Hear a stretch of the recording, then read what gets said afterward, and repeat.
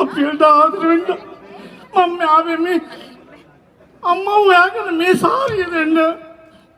අම්මලා නෑනේ මේ ලස්සන කෙල්ලෝ ටිකක් ඉන්නේ මෙතන. කෙල්ලෝ වගේ හිටියට අම්මලක් දන්නේ නැහැ. අම්මලා ඉන්නවනේ මේ සාරිය දෙන්න එන්න කියන්න. අම්මට මොකද වුනේ? අම්මා කිව්වා නේ අම්මා පිච්චිලා මරුණා.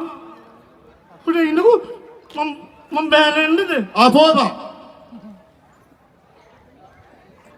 අම්මේ කෝ අනේ එන්නකෝ මගේ සාරිය ගන්නකෝ අම්මට. අර හොඳ නෑනේ සීවිදට දෙන්නයි ගෙනාවේ. අම්මට සාරි ගොඩක් තියනවද කියලා ඇහුවලු.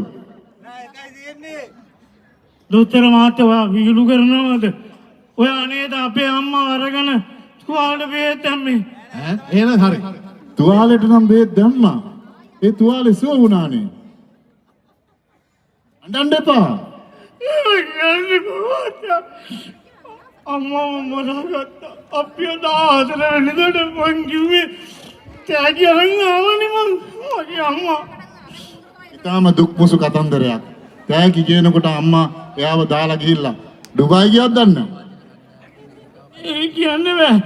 මාව පිච්චිලා මාව අරගෙන ගියානේ.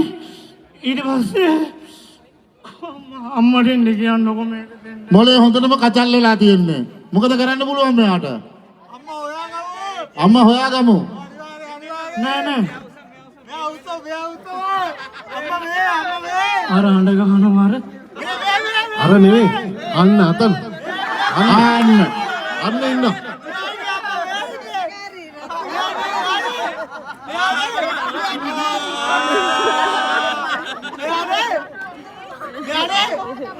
නෑ.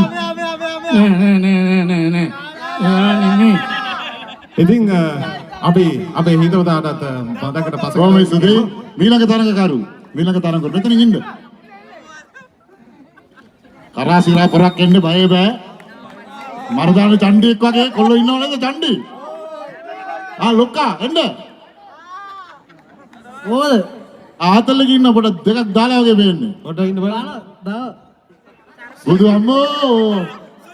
සීගිරිය කැටපත් පොරෝ. සල්ලි නැහැටි පෙනව දාන්න. සුදුවම තමයි දාන්නේ නේ. චුට්ටක් තියනවා චුට්ටක්. අපි දුසරිදින් තොරයිනේ. මේක විතරයි දාන්නේ. ඒක විතරයි දාන්නේ. දැන් පදමට වැදිලා වගේද එහෙම නැත්නම් මට පේන නිකන් මදි වගේ පොඩ්ඩක් නේ. පොඩ්ඩක් මදි වගේ නේද? දාන පොඩ්ඩක්. උතුම ආසාවක් නෙතින්නේ මේ මටම දෙන්න. මං කිව්වනේ මං පාවිච්චියක් නැහැ නේ අපිට පොඩ්ඩක් බෑ. අනේ අපි මේ හොඳ ළමයි මේ බෝගස්සෝගේ ඉන්නේ අපි නරක කරන්න එපා. බොරු කියන්නවා. ඒක නෙමෙයි වැඩේ. මේ මොකද මේ සීගිරි කැටපත් පවුරම අතේ තියෙන්නේ. වල පත්ත දිරා. පත්තු සිර ඒක නම් පොඩ්ඩක් තදින් කිව්වා. දන්නවනේ.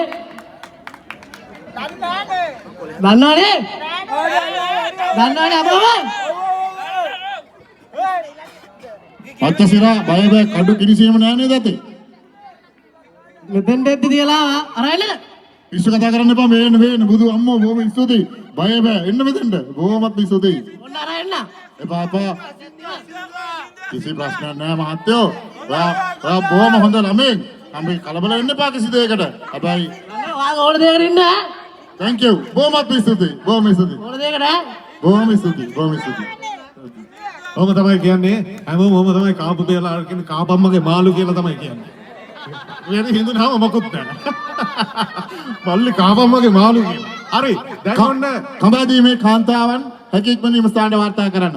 ඕගොල්ලන්ට සංගීත රසය ලබන්න ඕන නම් ඉක්මනින් ඒකට වාර්තා කරන්න. රැෆල් ඩ්‍රෝ එකේ ටිකට් පත් විකිණීම දැන් පැවිලියන් එක ඉස්සරහා සිදුවෙමින් පවතිනවා. ඒ වගේම තමයි සැඟවුණු අමුත්තා තේරීමේ තරගයට සහ සැඟවුණු අමුත්තා සෙවීමේ තරගයට සහ ප්‍රපල් ගෙඩිය 8 ගණන් කිරීමේ තරගයට සහභාගී වෙන්නට පුළුවන් වන්නේ රැෆල් ඩ්‍රෝ එකේ ටිකට් එකක් ගත්ත අයට විතරයි.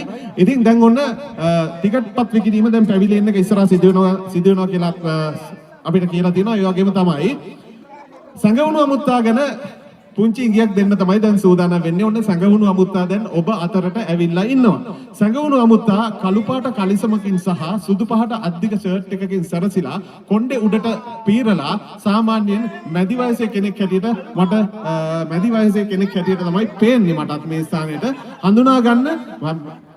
සැඟවුණු අමුත්තා සොයන්න කලින් ටිකට් පතක් මිලදී ගන්න වෙනවා රැෆල් ඩ්‍රෝ එකේ. අන්න ටිකට් පතක් තියෙනවා. ඔන්න දැන් සැඟවුණු අමුත්තා මේ හරියේ සැරිසමරමින් ඉන්නවා. උදාම මම දැක්කා ඉන්නට පටියකුත් බැඳලා ඉන්නවා.